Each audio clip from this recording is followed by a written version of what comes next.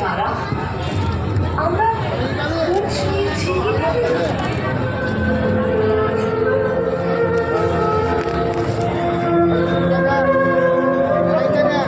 সম্পত্তির জন্য তাদের দেওয়া সেই অসহায় মা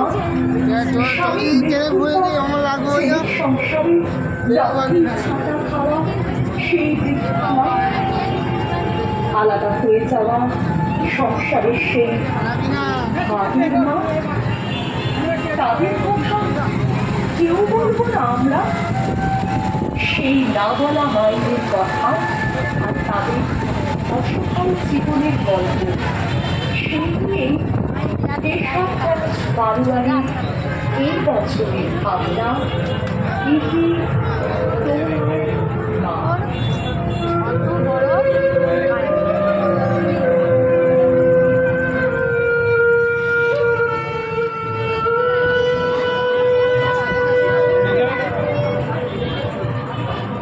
একজন নারী থেকে মা হওয়া এবং একজন মা থেকে বৃদ্ধ বয়সের উন্নতি, সমস্ত থেকে তুলে ধরা হয়েছে আমাদের ভাবনা।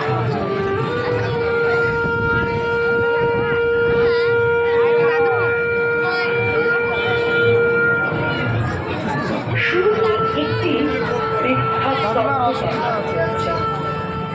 আজকের মায়ের বৃদ্ধা বয়সের বাসস্থান, এরপর মাতৃস্নেহ ও ভালোবাসাকে দেখানো হচ্ছে।